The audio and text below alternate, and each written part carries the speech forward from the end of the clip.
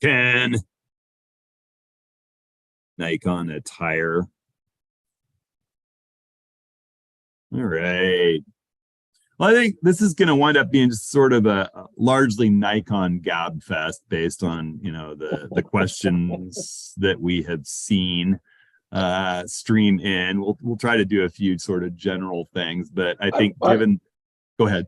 Let me just throw in, we didn't get a lot of questions. So if you've got questions, put them in either the Zoom chat or the YouTube chat, and we'll do our best to get to them during the course of the show here.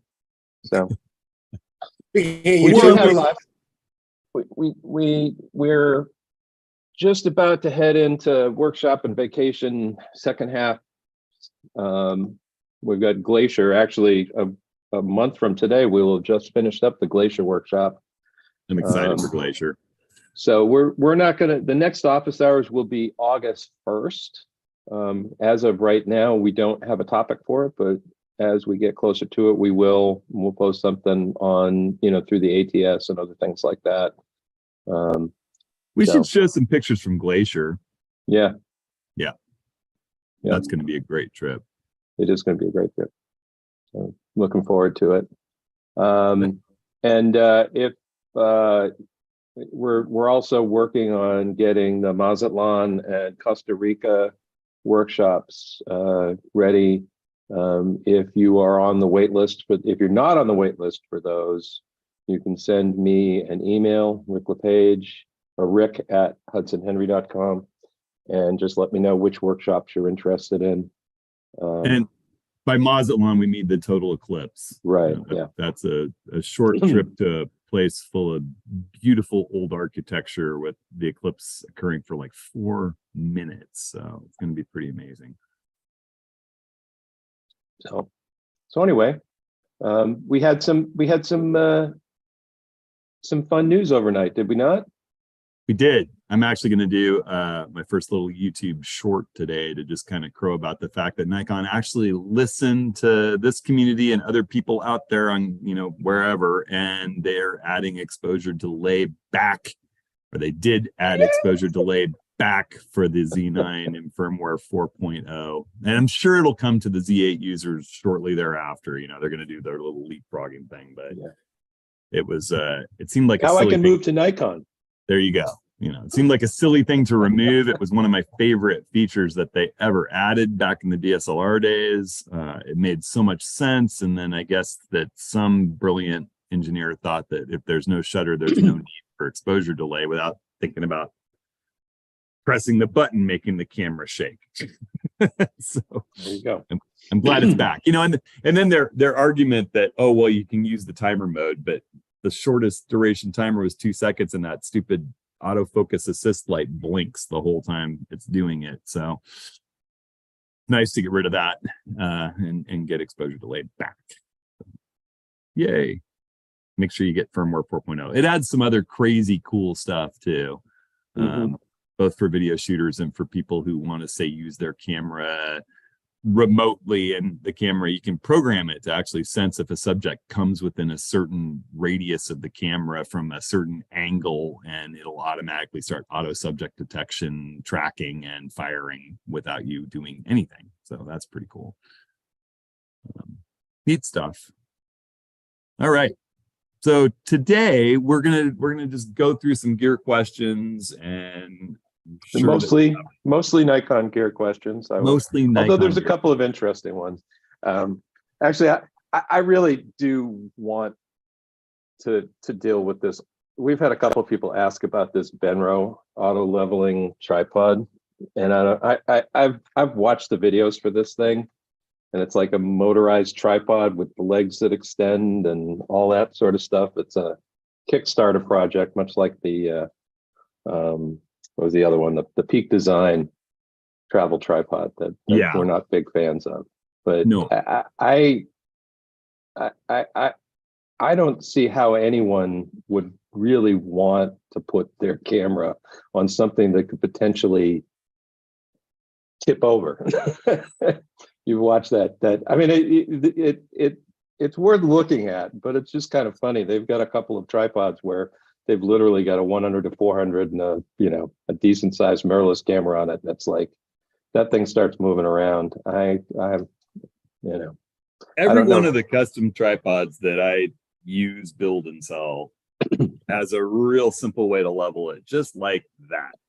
Mhm. You Yeah. look at the little bubble, you go clink, and I just don't think that that's something I need batteries and a charger and to push some button and wait for a machine that's heavy and clunky to.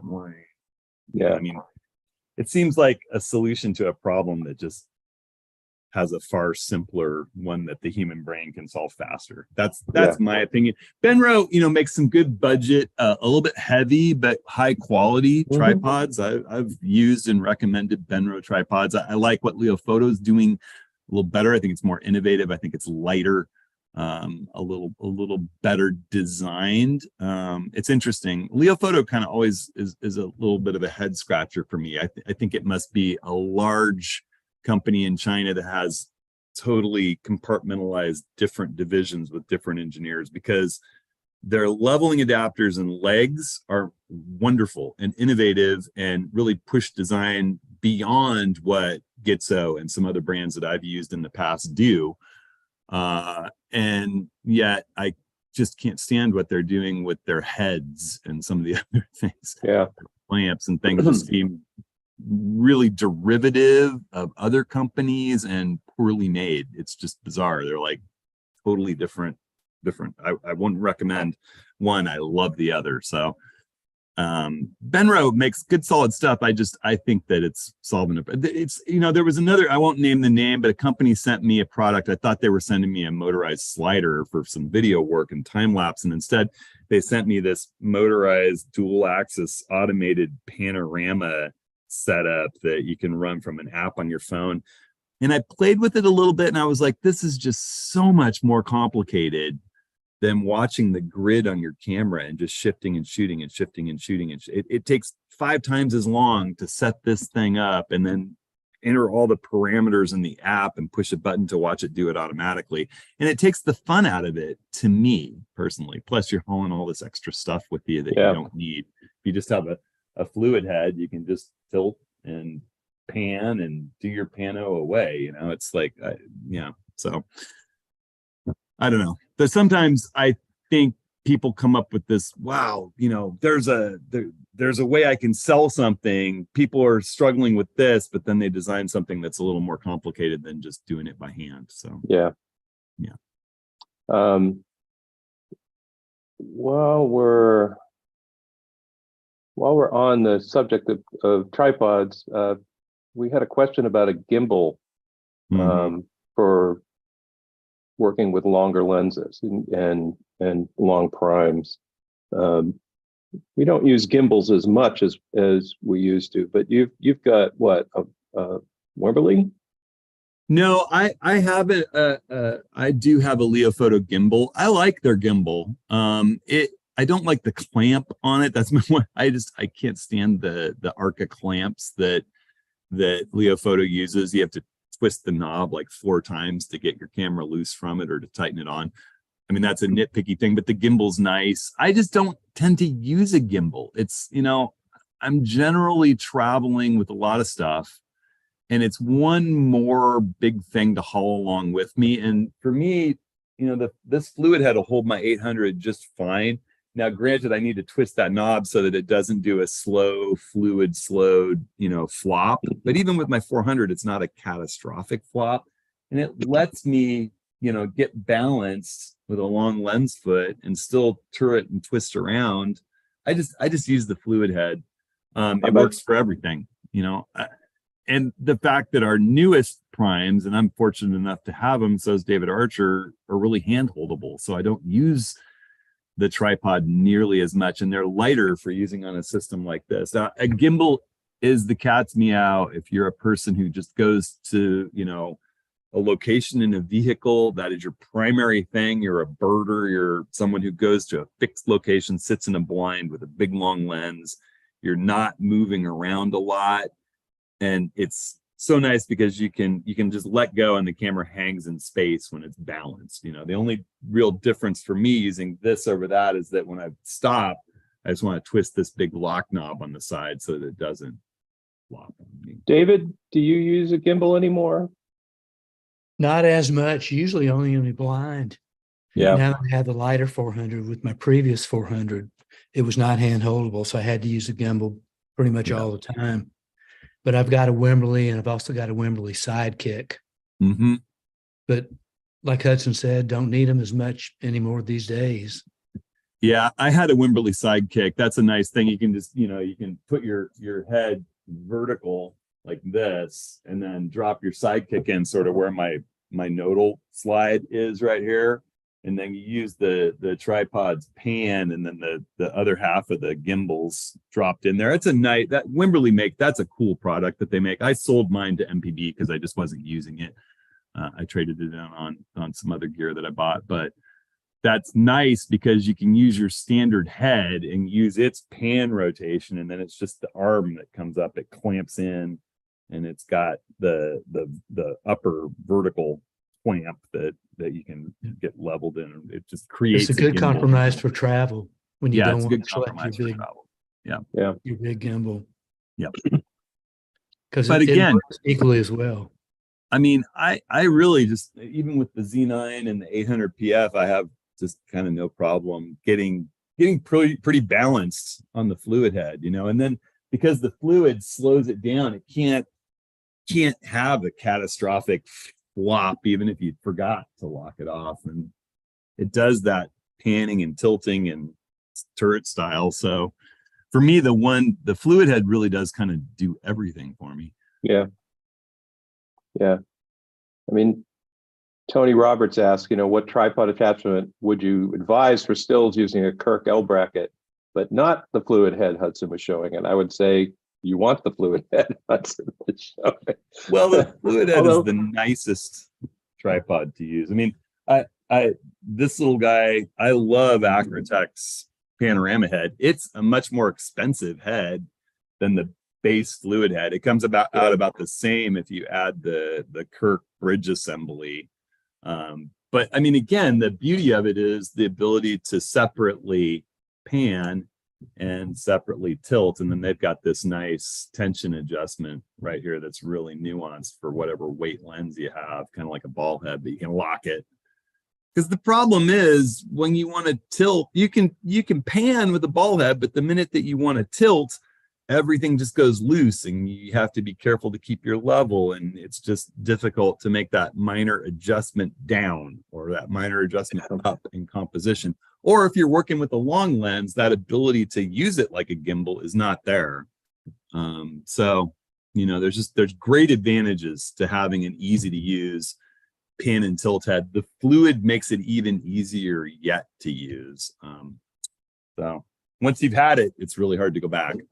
Yeah. Okay. Well, we had a whole bunch of questions about Nikon lenses. Mm-hmm. Hey, one more thing, just really quick about things that we're talking about, like the Benro and the automated panorama thing, and then there's these companies like Arsenal that came out with the big Kickstarter project that they're going to make a little controller that you can put on your camera that'll just do everything for you. I did for a long time embrace Unleashed's little remote trigger, and it does do some cool stuff with its app, like exposure ramping and things like that. And I've gotten a number of questions, and I just, since we're talking about gear and things that I once used that I'm not using much anymore, it was sort of obsoleted to me personally by Nikon, and now I know other camera brands are doing it too, adding those extended shutter speeds, so you can go all the way to 900 seconds with the dial and the camera. Because the main reason that I used the delay was just to be able to trigger the camera with my phone for longer exposures and have a little tiny thing that was unobtrusive in the center of my L bracket. But two things made that difficult for me to use that a Z8 user might be able to get around. One was the fact that it took the only USB-C port in my Z6 II, Z7 II, Z9, which you want to use to plug a battery brick into for long exposure night work. And the Z8 has 2 ports, so that is one of those accessories that you can plug in while you're still charging your batteries. the other problem is that it just they didn't, they're a really tiny company and they never really got around to doing a lot of the updates and things that they said they were going to do, and different firmware versions of the camera would cause problems, and it was such a great product at launch, and it's been a little disappointing in the wake, and I don't really use that anymore. We did have a question from someone who asked, I think in the discussion we had in last week's ATS, the Q&A, you mentioned a Bluetooth trigger that you were using. No, it's actually, hold on. It's not a Bluetooth trigger. It's okay. a radio. It's a radio trigger. And I always keep it here in my, my Naivo 60 is kind of my primo bag that I generally have loaded. And I keep it always accessible right here in this little Ziploc. And it's a great deal because it plugs in and it's got a great little radio frequency transmitter and antenna, and it goes into the 10-pin port on your Z9 or on your Z8. And it's got little dip switches so that if multiple people of us on the workshop, kind of like a garage door opener, you can program it, to be so that they're not all triggering each other. And then it's got this garage door opener like trigger with a little button cover. And it has these blue LED lights on it to show that it's connected and that it's working. It's just a simple radio frequency trigger. It works for a really long way. It just trips the camera. All you gotta do is pin it, slide it into the 10-pin port and hit the button and you're firing. It's just dead simple. And I put a little bit of gaff tape in the bag with it so I can cover those LED lights doing night work. Whose is it? Oh, it's Velo. I have a link. Velo. Okay, it is Velo. With my Z9 stuff, I have a link. It's the Velo Nikon one. I have a B&H link for it. It's like $79. And the Nikon radio remote is super complicated. And you have to go into menu settings in the camera and pair it and do all this kind of funky stuff. Yeah. And it's like twice as expensive. It's $150. And this is just screw it in, push the button, and it remote triggers your camera every single time. So yeah, it's been a godsend with the Z9 for me since I got it, and it didn't have exposure delay mode. Now we've got exposure delay mode, a little less critical, but I do like the ability for me. Often I'm on the workshop, we're doing night photography, and I can literally, this is a cool moment, trigger the camera while I'm still working with somebody else. I don't have to be right at it. So okay. So I know I'm holding off on the big Nikon stuff, but there's been a bunch of questions, both I think on YouTube, and we had some questions about the case filters. Again, the Revolution versus the older ones. There was also a question about from Charlie, if one has the original case 112s and the 82s, what would make sense to add from the new case set? Okay. Darren, was there also another question over there, or did I get it? It was kind of asking about the difference between Wolverine and Revolution case filters so yeah, you basically nailed it. Okay. In the next 10 days, Woody and I are going to be switching the store over to Wolverine or to the Revolution filters. I've been using the Revolution filters since before we went to Cuba. This is a full new mega set, which we're just getting a hold of. And it has green is the night filter, red is 10 stop, gold is 6 stop, blue is 3 stop, silver is polarizer, and black is UV, along with a cap. And they've got a nice new case for the 82s. They have a stronger magnet. They really are locking in nicely. They have one little filter thread on the front that they added somehow without making them any thicker. And that can grab a pinch cap, which I find really nice because the magnetic cap, it was hard to take the cap off without taking the filter off too. And with a pinch cap, you can just pinch your normal Nikon cap or whatever into the front of the filter. It grabs it. You can just pinch to take it off, or pull the two of them off together when you want to remove the filter. They're nicer. They are optically identical. The 112 millimeter filters, in my testing, are identical in every way. They stack just fine either direction. You can put an old Wolverine on top of a new Revolution. You can put a Revolution on top of an old Wolverine. With the smaller ones like the 82s, the new Revolutions fit atop the Wolverines, but not vice versa. There's some just slightly less diameter and it won't fit right. So that's the one bummer. The 112s are completely interchangeable. If you have a Wolverine filter go bad, switch it out for a Revolution because they're nicer. If you have 82 millimeter Wolverines, like a lot of us, then you can use the new filters on the old magnetic adapters for the Wolverines, but you can't use the old Wolverines on the new magnetic adapters for the Revolutions. And you can use the new Revolutions on top of a Wolverine, but you can't use a Wolverine on top of the Revolution. So, I mean, it's totally up to you guys what you're gonna switch and swap. They're identical optically. There's no benefit from an imaging standpoint. It's just easier to tell which one of these three, filters. I know that this blue one is my 3-stop, and I know that this red one's my 10-stop, and I can easily see what I'm grabbing out of the bag.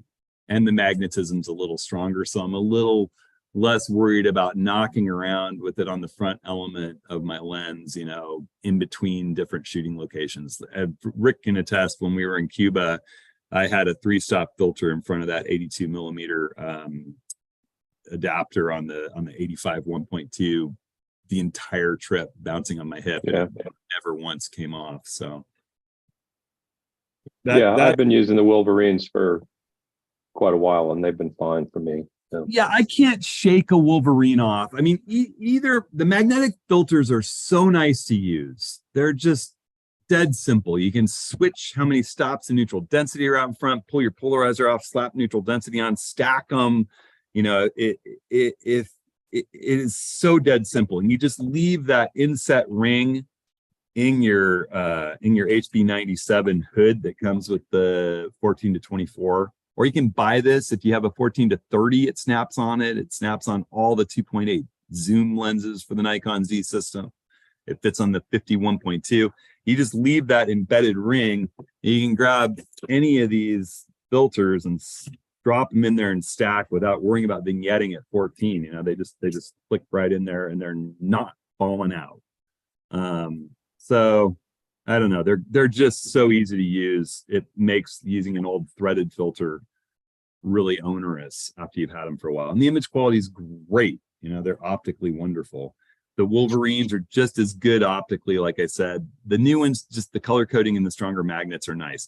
They sent a inset ring, which has sort of a spanner wrench fitting. You have to stick a little tool in to get it in and out. They sent this really thin inset ring with the 82 millimeters, and they're kind of trumpeting it as this thing that you can put inside your lens's threads, and it's super thin and magnetic, and still use your normal lens cap, still thread another filter on top of it, and then use the magnets. And I checked it out, and I honestly think it's a recipe for getting stuck in the threads of your lens, or for damaging the front element of your lens, trying to get it in and take it out. I essentially, have a disclaimer on the site: throw that thing away. Do not use their inset little ring.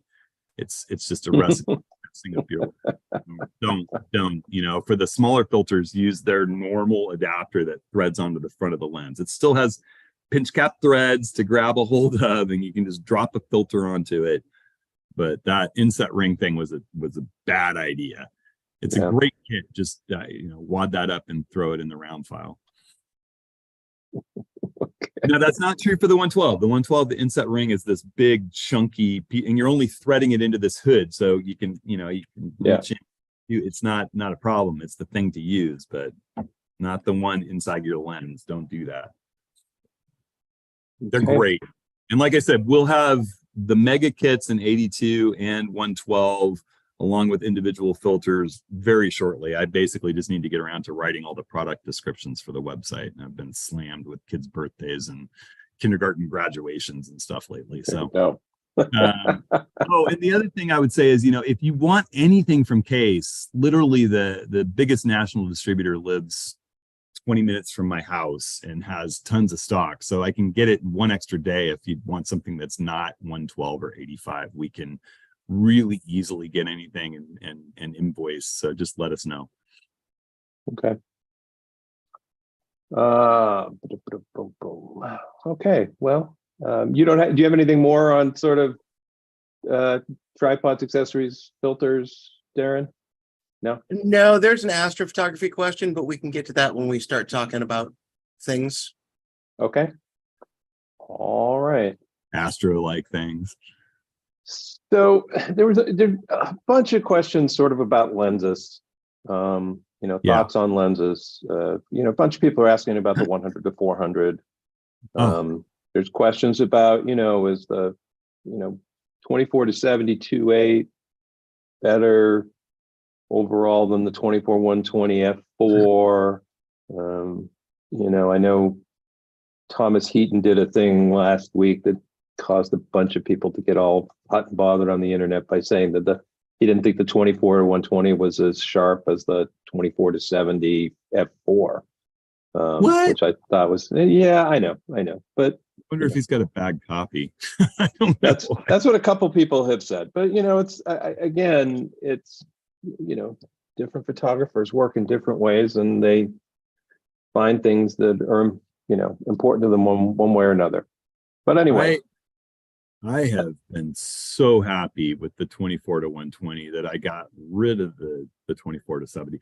The 24 to 72.8 is a magnificent big beast of a lens. And if that's your focal range, and if you work in low light handheld, then, if you want to tote that around, you're not going to get optically better than that lens. But the 24 to 120 for me has been a revelation. It is more than sharp enough for me. It throws a beautiful Sunstar. It's the first Z lens I've had that actually has a really pretty Sunstar when you stop it down.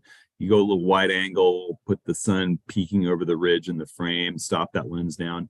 The 14 to 24 2.8 throws a decent Sunstar too, but it's harder to get. The 24 to 120 is more forgiving.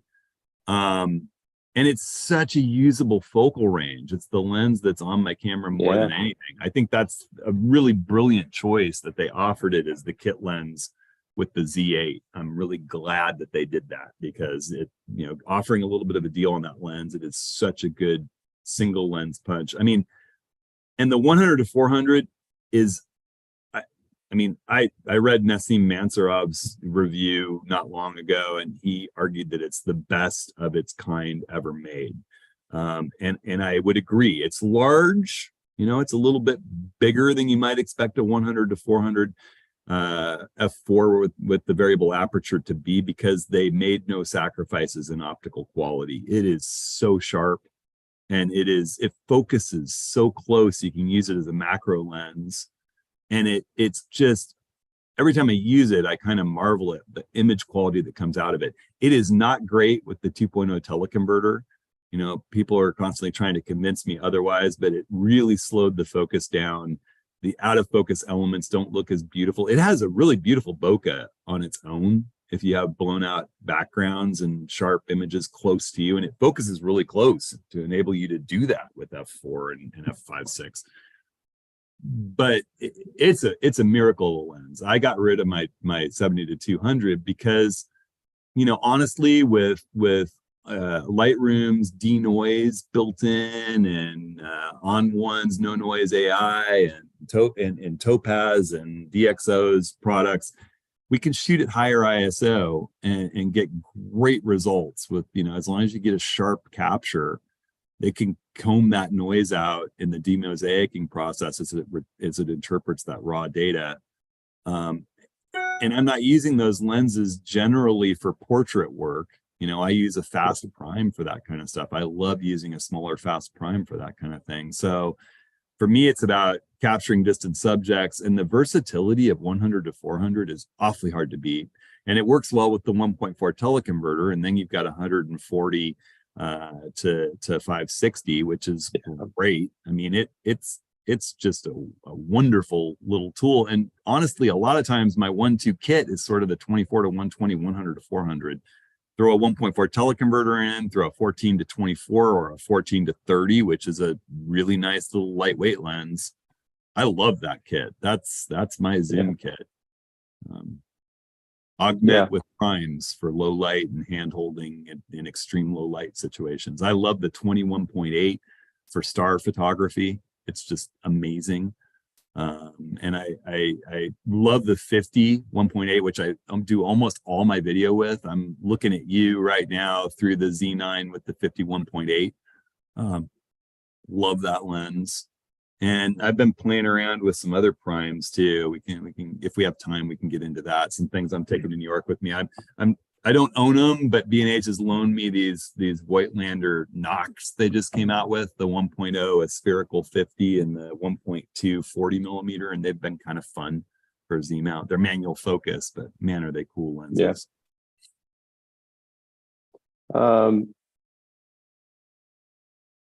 Rob asked about the 14 to 30 f4.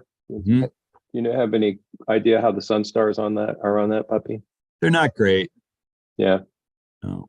The 14 to 24 is better I mean, in every way, but the 14 to 30 is way better than you would ever think it. It's sharp. It has, some people complain that if you turn off the automatic noise lens corrections, it looks terrible. But with the automatic lens corrections, it's amazing. It's just so much better than you would ever dream that little lens could be. You do have to be careful with filters on it and vignetting. I would recommend going to 112s with this HB97 hood, or using, maybe you step up to 95s with the magnetic step up adapter. It vignettes pretty bad with 82 millimeter filters on it. It's sharp, it's light. I loved it. I was so amazed. I was testing it against my old 14 to 24 f mount lens and finding it sharper from like 2/3 down in the frame to the corners, all the way to f5.6, from 2.8 to, from f4 to it was sharper to 5.6 at f4. The old one, you had to stop down like it to get as much sharpness out of it. Now the new 14 to 24 2.8s is a marvel, but it's expensive and it's bigger. Yeah. How about the 400 millimeter? The 4.5, how was that? It's an incredible little lens. Charlie Johnson, he can nod. He's here in the grid. He's got it and loves it. I know a few other people that have it. I think it's a little bit the modern equivalent of the 500 PF, especially if you put the 1.4 teleconverter on it. And it'll take the 2.0 teleconverter. It gets a little slow and lower light, but it's sharp and it's light. And it's a wonderful little long reach weapon that fits in a small kit if you think wildlife could be along the trail. Yeah. It's smaller and lighter than the 70 to 200. It's pretty darn cool.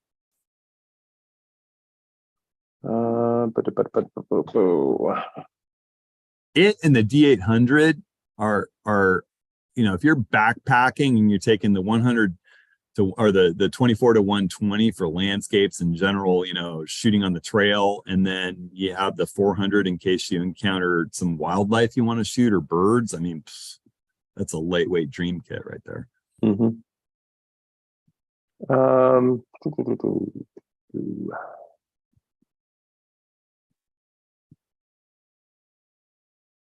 We cannot be at a loss for words.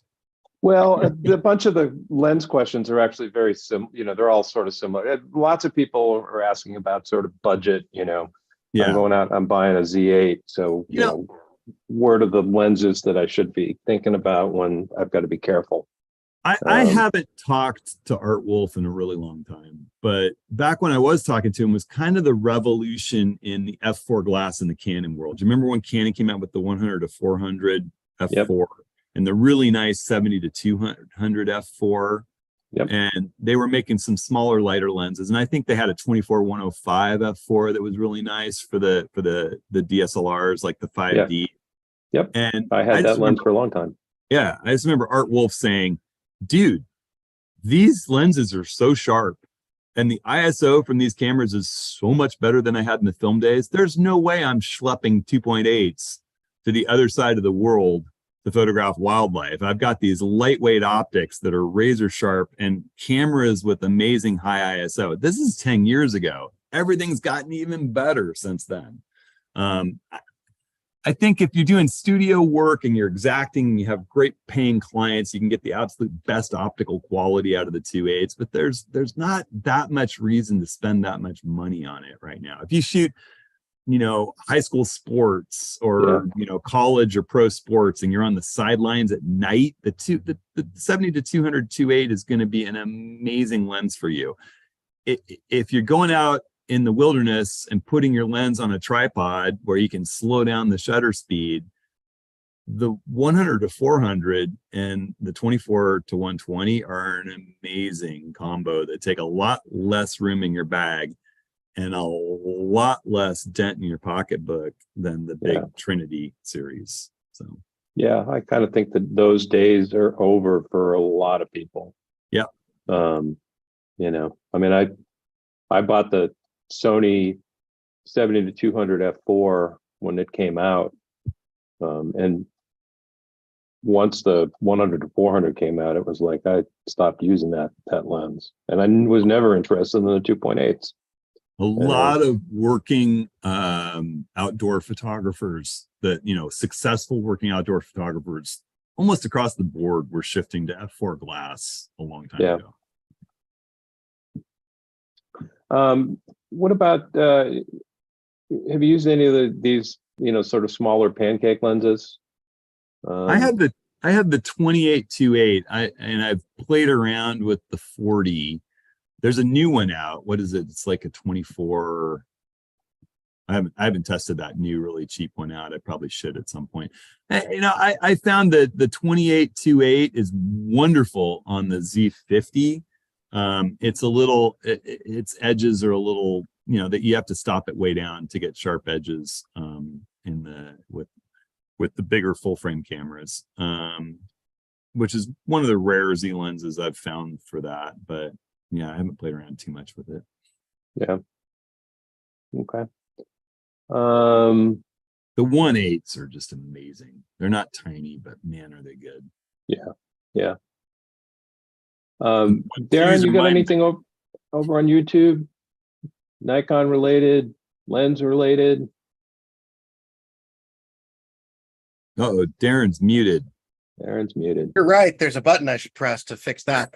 It's not live if that doesn't happen, folks. F mount 200 to 500 versus the Z mount 1 to 4. Thoughts? I know there's people in this Zoom room that love the 200 to 500. It was never my favorite lens. It's big, it's heavy, and I wasn't a giant fan of its optical characteristics, especially wide open. The 100 to 400 is a lot smaller and lighter and is just an amazing piece of glass. I mean, I just think it's far better. And I know there's a whole bunch of people that are so excited about the new Z 200 to 600 that's coming. And they've been knocking it out of the park with everything that they've done, including the non-S glass for the Z50 and some of those, what was it, like Tamron lenses that they kind of adapted and shortened up the mount for, that they rebranded as non-S lenses, like the 20, was it 24 to 70 or something, or 28 to 75, but the 200 to 600 is not branded S, and I just wonder, I don't know, I'm such a fan of the 100 to 400. I have a strong feeling that the 200 to 600 isn't going to stand up to the same demands as the 100 to 400 S. So I doubt you're going to be able to put a teleconverter on it. I doubt it's going to be as sharp in the edges. I think there's going to be some compromises. It's not going to be as weather sealed and durable because it's not an S. And it'll be interesting. I'll definitely test it out. And I know there's just a huge demand for it, but I'm a huge fan of that 100 to 400 and the 1.4 teleconverter. So. Yeah. There are a bunch of people in the chats talking about using the 24 to 200 as an all around travel lens as well. Mm-hmm. I mean, I think optically that you can't compete with the 24 to 120, but you do get that extra reach. It suffers the most at that extra reach, but that again is another one of those non-S lenses that's way better than it has any right being, and that one is newly designed for the Z system. And so will be the new 200 to 600. So I was blown away. Charlie Johnson had that lens, and a couple other people have had that lens, and I've played around with it and been shocked with, enjoying the images from it. Obviously, you can't mount it side by side with, the 24 to 120 or the 70 to 200 and expect that it's going to compete straight across the board. But the images I got out of it, I liked. I was going to say, you're still going to get good images. It depends on what you're doing, but for traveling where you want to be, you go into a city and you want to be as light as possible, that extra reach saves you from bringing a second lens. So there's a video I did a couple years ago. And if you search for it, there's a video that compares that lens, the 24 to 200 versus the 70 to 200 versus the 500 PF, which were the only long lenses I was using with the Z system at that time. In fact, there wasn't a 100 to 400 yet. And we were shooting kite surfers on the Southern Oregon coast, and that the video's out there. You can see some images from the 24 to 200. It did a great job. Another one for the Z9 and 100 to 400 crowd. I know there's a couple of us here. Any of you had issues with that lens being kind of a loose fit on the Z9? I know I haven't, but I'm only one person. I've had a couple lenses over the years that, whether it's through my own kind of hard use, maybe cranking it on too hard, or that have gotten a little bit of a loose fit feel to them on different Nikon bodies. I haven't had much with the Z system that feels like that. But the funny thing is that even with the lenses that happened with, I never had any light leaks or issues. It just felt a little clunky. There were some ones with my D850 that, things get worn a little bit, things get loose a little bit. David, have you had any of those problems? Not with the Z mount. I did with the F mount. Yeah, exactly. Yeah. But there's been a time or two where I noticed that there's some tiny little Play. little screws in there that can go loose and they can be tightened. Yeah, I had that with my Canon 16 to 35. It was just not fitting on my 5D Mark III body very well, and that's what it was. It was just those little tiny screws holding it together. So I'm looking right now at my Z6II's mount and this Weightlander Noct 1.0's mount, and 4 little tiny Phillips jeweler's screws. I'm sure that probably if you're feeling that, if you've got some reading glasses on and a tiny little jeweler's screwdriver, and we're really careful to push in there, you could probably snug those up a little bit. Yeah. Good call, David. Or take it to someone to do that for you. if you're just completely non-mechanically inclined, Yeah. We have a neighbor who I just adore, who's my son Pike's best friend's dad. He's just awesome. He's the CFO of this really cool company, but he's like, I can't even change the screen in my sink faucet. His wife just jokes about it. It's hysterical. That's kind of like me. So walking away from the Nikon world for a bit, one question is what we've been talking about the Leica, the Q2, the Q3, my Sony RX1, and it's like, what the hell is so special about these cameras that, I wish I could take you into my living room right now over at the house. I have this photo, which is the first photo I ever created with the Leica Q2. It was with Elizabeth Brooks' Leica Q2, and it's of this little frog. She was sort of struggling a little bit with her Canon setup. She had the R5 and the macro lens, and she's just like, I'm not having fun with this. And I said, well, your little Leica that's hanging on your side says macro right on the barrel, and I sort of flipped it around and I started playing around and I took a photo of my hand and I took some shots of this frog in macro mode in this place that we were at. And then she gave me the files, and it was like looking at those files and just the way that the lens renders the world. It's about the lens. It really is. It's all about that 28 1.7 lens, which is one reason why I hit B&H up to test out these Voigtlanders on the Z system. It's just like there isn't a Nikon lens that renders the world quite that way. It really is about the lens, and I've had enough fun with this little camera. I was just over at my cousin Gabby's house yesterday because she has a brand new baby that was a preemie, and it's just getting to the age where we can all come and visit. His name's Leon, and I was taking some photos of him, and I brought the Leica, and the way that you can get in close and render out of focus details with this 28 millimeter view of the world, 46 megapixels, their processing is wonderful. And the lens is stupendous from all the way wide open at 1.7, from one corner of the frame to the middle and all the way down to f16. It's just wonderful. And there's a real joy to having a manual, nice clicking aperture ring here and a depth of field scale.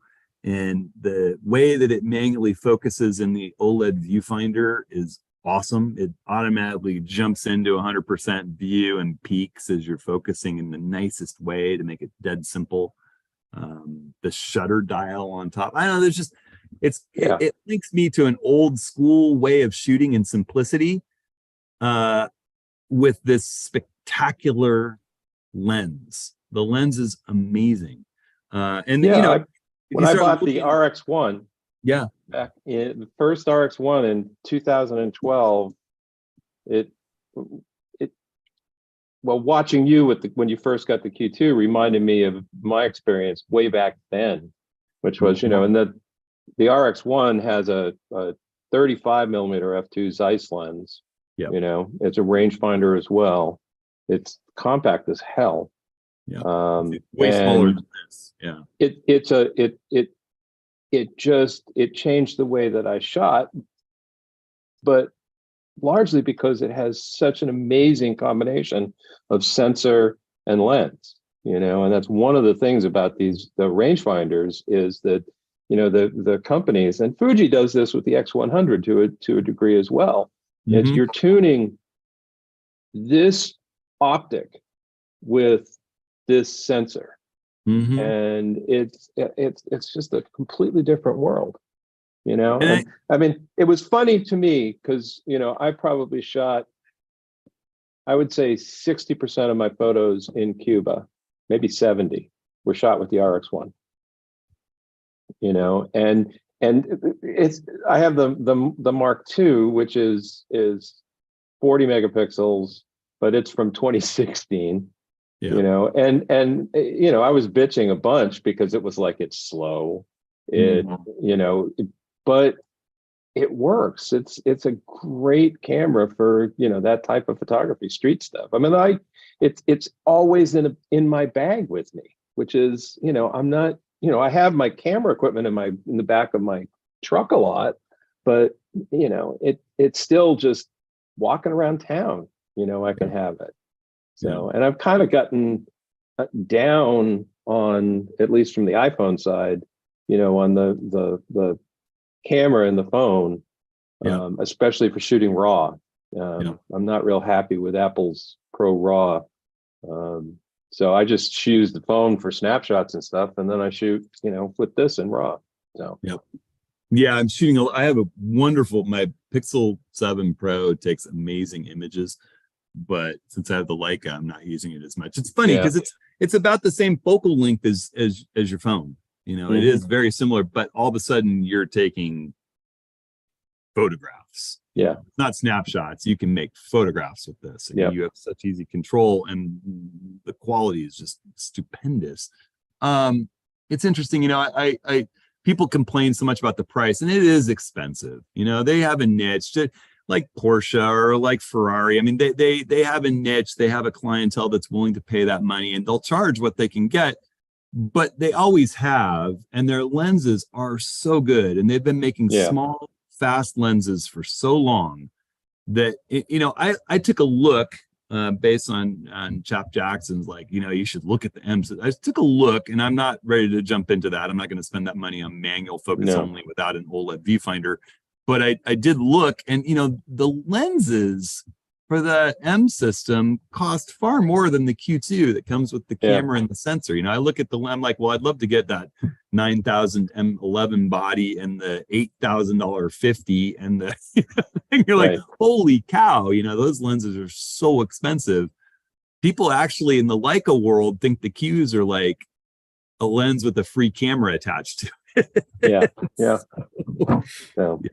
It's just a different world, but they do have unbelievable image quality. It's like when I have the Samsung The Frame TV up. I said I wish I could take you into my living room.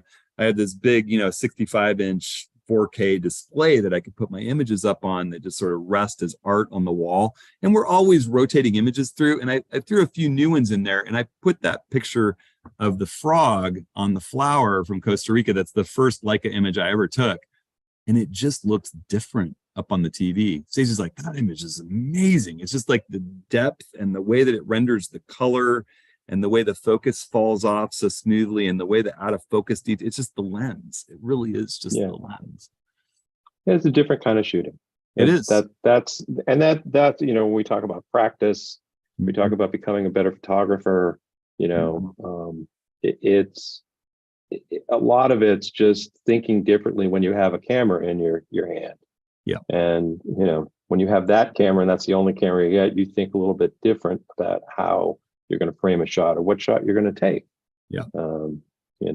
Well, it's like one other thing that I adore about it. And that's when I'm out in the landscape, it's the first time I shot a waterfall with this was in Mount Rainier National Park. And I got the image back and I'm like, this is ridiculous. And focusing was as simple as turn the dial to F11, open up the manual focus, put infinity at the F11 mark just inside it, hyperfocal, set up, and then set your exposure and shoot. It's the old school. And the image was razor sharp front to back. Yeah. It's like, holy cow. I don't need to pick a point to focus. I just set hyperfocal like that. Mm-hmm. Don't touch it. It's just, it's just kind of cool. Yeah. And there are other options. I mean, I've got friends who swear by, the Ricoh, rangefinder. I've never been a big fan of their UI at all. But like I said, I've got friends, that's the camera they walk around with. The Fuji X100 5 is so popular that I requested one from B&H almost a year ago now. Yeah. They still haven't had one in stock to send to me. Yeah, I've been on the waiting list from B&H for that camera since last September. Isn't that crazy? Yeah. So, and it's a great camera. It's a really great camera, and it's like it's not like people have to go out and buy a Q2 or a Q3. No. There are options. I mean, MPB gets RX1s in pretty regularly. At decent prices. Like I said, you're dealing with a camera that's 8 years old, 7 years old at this point, but it takes gorgeous photographs. Yeah, its viewfinder experience is rough. That's the one. Yeah, yeah. I mean, all viewfinder experiences were rough when that camera was Yeah. So, but anyway, all right. And then the last one I got here is, why do you guys prefer those sling straps to the other ones, like from companies that shall remain nameless? There's a couple great things for me about the sling strap. I can easily wear that strap when I'm climbing around on rocks or whatever. I can snug it up, and the camera is like either on my front or on my hip. It's easy to get to. I've got the camera, and I love the QD connector. I love just being able to punch in and punch out and have nothing dangling off my camera when it's on the tripod in the wind or whatever. I mean, the first thing I do when I get a camera out of the box is pull the plastic tabs and take those little triangular metal keychain things off the little mount nubs. That, you know, that and mounting an L bracket are like number one, number two. And the L bracket should have a QD port so they can just pop Right. my LumaLab strap. I like the simplicity of the LumaLab strap. It's like it's not even there. I wear it under my backpack a ton, and then the camera just Yeah. rests like up against the edge of the backpack on the hip belt, you know, and you can snug it so it doesn't move there. I don't know. It feels like an extension of me instead of something bouncing against me from the. I've never liked Yeah. neck straps, never, Yeah. and I don't like the way they It's- feel. I'd like it to be on my shoulder, not around my neck. You go ahead, Rick. I've been using Luma since actually pre-release, the original loop that they did. And for me, it's akin to when I went to the fluid head. It was like, wow, this is a different way to work, to wander around with a camera. I love the Luma. I just really do. When they added the QD stuff, it's great. I will throw out one little. We're talking about the RX1 and the Q. It's hard to put a strap on these guys. A shoulder strap. I have a really lovely wrist strap. I'm probably two. That's good. From a company in New York. It's basically a guy in Brooklyn. But the company's called Tap and Dye, TAPANDDYE. And they make really great hand straps, wrist straps. They also make beautiful leather straps for cameras as well. But if you're looking for, I've just found having a wrist strap with the small camera works better than anything else. And those guys do great work. So just a little shout out to them. And for the Q2, there's also the option for a QDL bracket. It's one of those rare times where Really Right Stuff nailed this and is the only game in town that's made one. It's small and it throws in a nice little grip that fits your bottom three fingers really nicely. I think it's like a must-have for the Q. It just makes it easy to handhold and shoot and feel like you got a good grip on it. I don't like the thumb thing that much that people use in the hot shoe. I really like the grip. So yeah. All right. And a nice segue and last question. I'm going to put you on the spot. All these hordes of Z8 users are wondering when Kirk's going to come out with his L bracket. Any thoughts? I actually emailed him this morning requesting an update, and I haven't heard back yet, but I'll put the word out when he gets it. So I'm sure they're working on it. Yeah. I'm surprised there wasn't a pre-order. I'm guessing that there's probably, they are a small family run operation in Indiana too. It's the son of the original machinist that started the company running it now, Jeff Kirk, and his son Kenton are running the company. So I'm just guessing it's maybe graduation and other family stuff going on, but I'll hear from them soon. They're really nice people.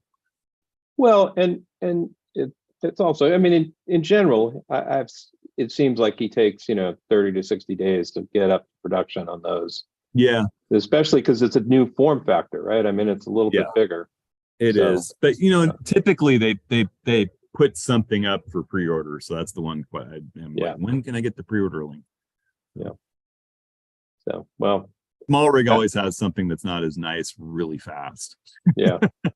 Well, and they had, I mean, I was waiting for the Kirk L bracket for my A7R5, and it was looking like it was going to be 3 months. So I ended up ordering a Small Rig, and I cannot wait till I get that Kirk bracket on my Kirk 5.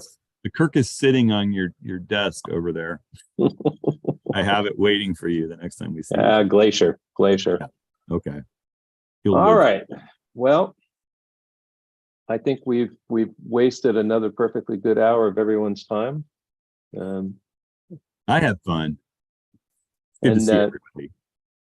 So next office hours will be August 1st. We'll post something as we get closer. I'm sure we'll be talking about the glacier workshop and some of the workshops we're putting up. Yeah. Go ahead. I was going to say one more quick word. One thing I forgot to mention when we were talking about tripods is we just got a little deal on the legs from Leo Photo. So we're offering a little, I don't know how long it's going to last. Woody might know that, but we're offering a discount on both the custom builds and the legs that we're selling. So There's no cutoff date yet. okay. Well, that's cool. Yeah. Okay. Well, take care, everybody. Have a good early summer. We'll see we'll some of you in Glacier not too long from we now. will. I'm excited for that. And for everybody else, we'll be back in August. Yep. All right, everybody. Take care. Thanks so much.